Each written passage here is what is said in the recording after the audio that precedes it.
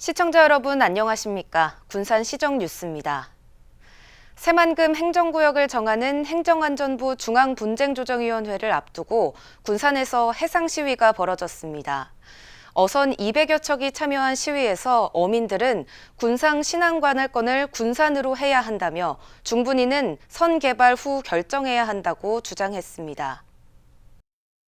새만금 신항만 방파제, 군산 해역이라는 현수막을 내건 어선들이 줄지어 신항으로 몰려듭니다.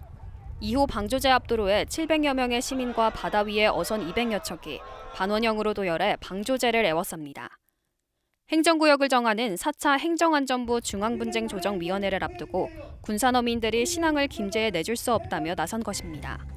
군산 해역으로 판단했던 2호 방조제를 김제시에 뺏겼다고 생각하는 어민들은 신항마저 내주게 될지 모른다는 불안감에 사활을 걸었습니다.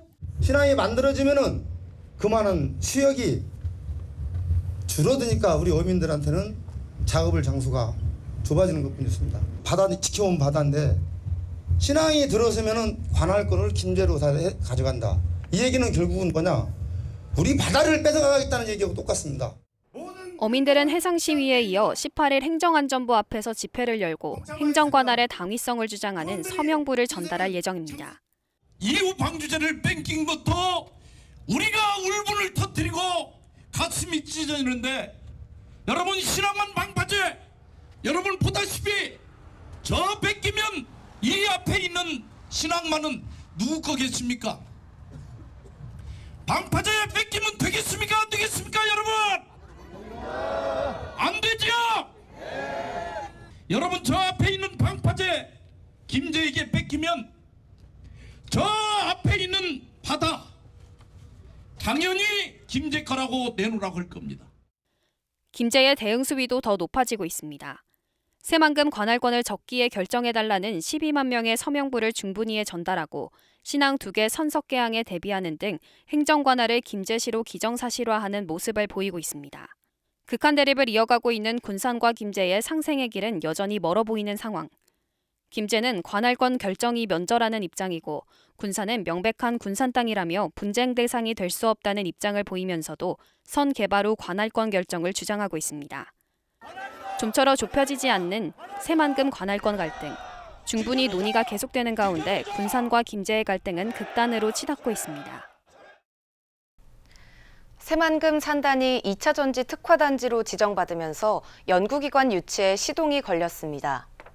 전북도는 2차 전지 정밀 분석을 특화한 연구기관 유치를 위해 산업부의 동의를 얻어 기재부에 400억여 원을 신청한 것으로 알려졌습니다. 이 기관은 2차 전지 관련 초격차 기술 개발의 밑바탕이 되는 기본 데이터 생산 등을 맡을 예정입니다. 이와 함께 한국과학기술연구원, 서울대 등과 함께 5대 상용화 핵심센터 설립에도 나서 2차 전지 관련 핵심 연구개발 기반 조성에도 힘을 쏟을 방침입니다. 군산과 중국 석도를 운항하는 국제여객선 석도국제회리가 코로나19로 중단됐던 여객 운송을 재개합니다. 석도국제회리는 21일 여객 100여 명을 태우고 중국 석도를 출발해 22일 군산항에 입항하게 되며 군산항에서도 22일 여객을 동반해 중국 석도로 출항하게 된다고 밝혔습니다. 이번 여객 운송 재개는 최근 중국이 단체 관광을 허용하는 등 여객 운송을 위한 제한을 모두 풀면서 가능하게 됐습니다. 석도국제회리는 코로나19 여파로 지난 2020년 1월부터 여객 운송이 중단됐으며 3년 7개월 만에 여객이 정상화되는 것입니다. 지난 4월 미 공군의 활주로 공사로 중단됐던 군산 제주 항공 노선이 다음 달 중순 운항이 재개될 전망입니다. 군산시는 군산공항 활주로에 대한 정비 공사가 이달 말 완료됨에 따라 다음 달 15일쯤 노선 운항이 재개될 것으로 보고 있다고 밝혔습니다. 시는 이에 따라 미 공군 측에 확실한 운항 재개 일정을 통보해 줄 것을 요청했습니다. 군산 제주 항로는 오전과 오후 한 차례씩 하루 2차례 왕복 운항돼 지난 4월 운항 중단 이전보다 한 차례가 줄어듭니다. 낙후된 달동 내 주거 환경을 개선하기 위해 군산시가 도시 재생 사업을 추진하고 있습니다. 하지만 지난해 민간 사업자가 재개발을 하겠다고 나서면서 주민들이 도시 재생 사업을 반대해 왔는데요. 최근 주민들의 입장이 바뀌면서 3년 가까이 답보 상태에 머문 샛들마을 사업이 추진될 수 있을지 관심이 모아지고 있습니다. 군산 금광동에서 명산동으로 이어지는 골목. 지은 지 50년이 넘은 낡은 주택들이 다닥다닥 엉겨붙어 있습니다. 군산시는 지난 2021년 국토부 도시재생 사업인 샛들마을 공모사업에 선정돼 35억 원을 확보했습니다. 2025년까지 경사로와 축대, 가로등 등을 정비해 취약한 주거 환경을 개선하겠다는 목표였습니다. 하지만 3년이 다 되도록 시작도 못하고 있습니다. 계획대로라면 올해 초 용역을 끝내고 국토부의 승인을 받아 실시 설계 용역에 들어가야 하지만 주민들의 반대에 부딪혀 1년 3개월째 중단된 상태입니다.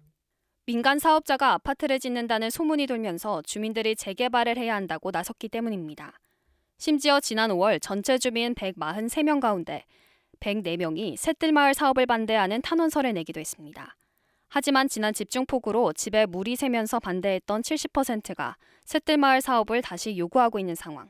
큰 아파트도 못 오는데 이 민간업체가 과연 이것을 개발을 할 수가 있겠냐.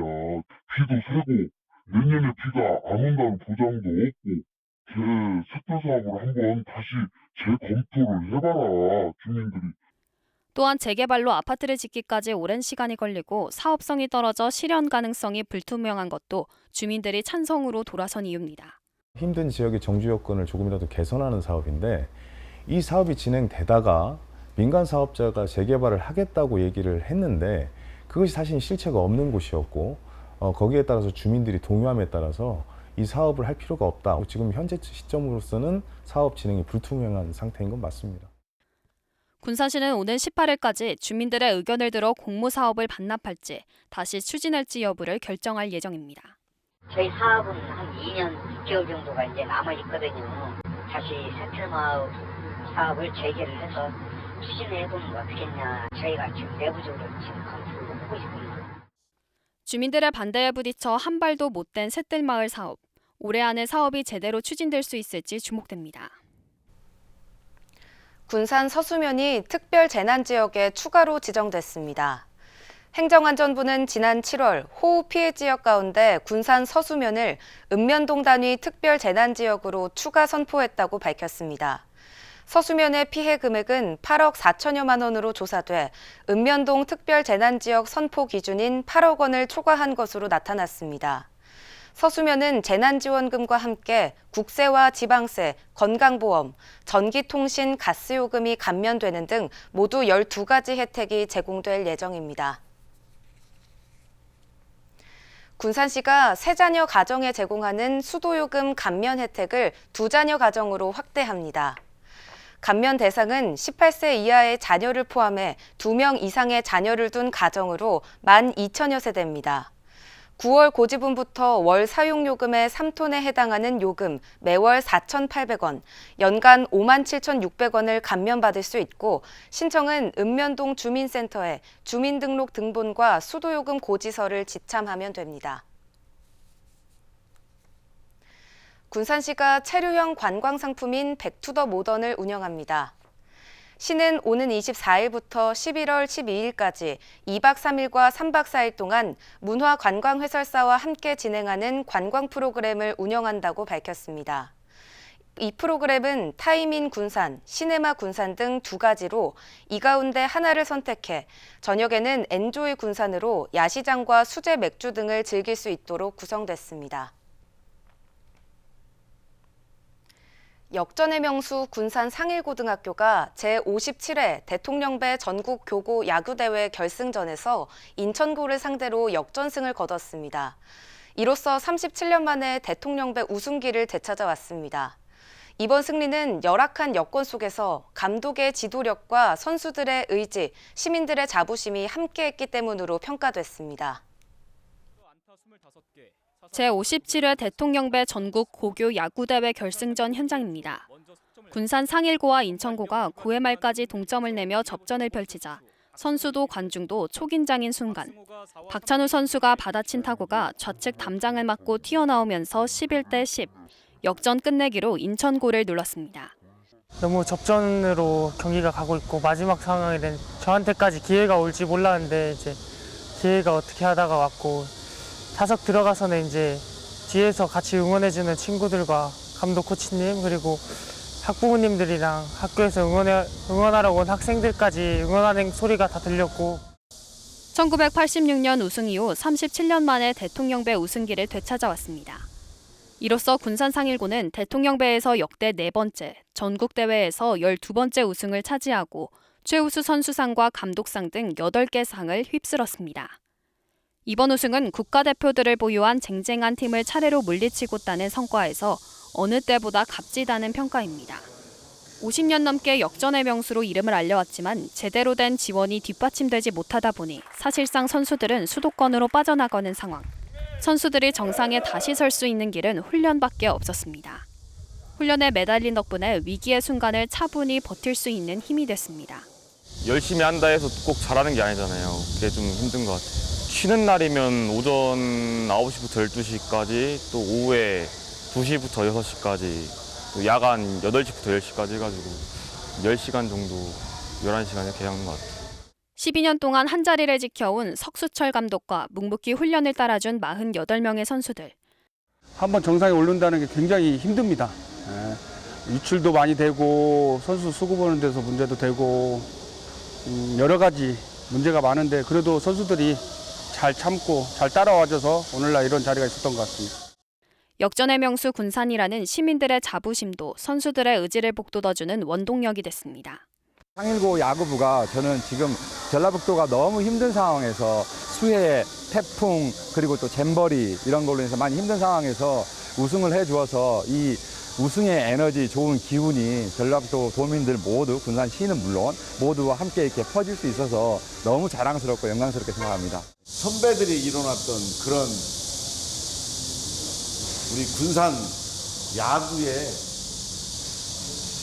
전통을 꾸준히 이어가실 수 있도록 더욱더 노력해 주시고 또 더욱더 좀 재미있게 우리 시민들과 함께 시민들이 여러분들을 보면 기분이 이렇게 좋을 수가 없거든요. 이런 모습을 가지고 군산의 자부심이 되고 있는 군산 상일고. 감독의 지도력과 선수들의 의지, 시민들의 응원이 맞아떨어져 역전의 명수가 빛을 내고 있습니다. 군산시 평생학습관과 동네 문화카페 수강생들이 평생학습을 통해 배운 실력을 선보입니다. 시에 따르면 수강생들은 19일 미룡동 일대에서 한여름밤의 동네 콘서트와 동네 문화카페 체험 전시회를 개최합니다.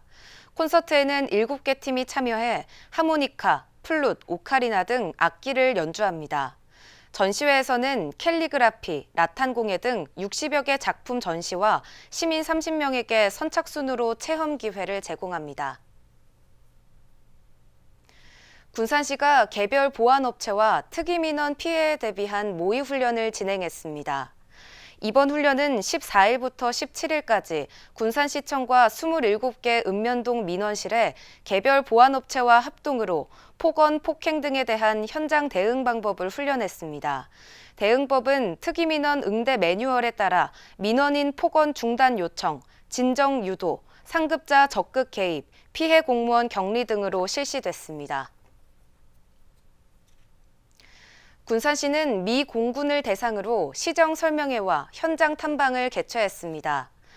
시정설명회에서는 새만금 신항만, 국제공항, 2차 전지 산업 등 시에 구축될 인프라와 산업을 소개했습니다. 또한 미 공군 신임 간부 장교는 근대 역사박물관과 고군산 군도도 방문했습니다. 시는 이번 행사를 계기로 코로나로 주춤했던 미 공군과의 친선교류 재활성화를 기대하고 있습니다. 다음은 읍면동 소식입니다. 군산시 소룡동에 위치한 선영공원의 벽천분수와 바닥분수가 시민들에게 인기를 끌고 있습니다. 올해 7월부터 가동을 시작한 벽천분수는 시원한 물줄기와 야간 시간대에 색이 변하는 조명과 음악이 어우러져 한여름밤 특별한 휴식 공간으로 새롭게 자리 잡고 있습니다. 군산시 대야면에 위치한 한신카센터가 착한 가게에 동참했습니다.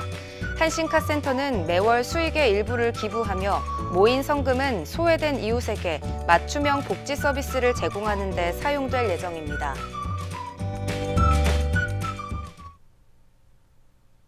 이것으로 군산 시정 뉴스를 마칩니다. 시청해주신 여러분 고맙습니다.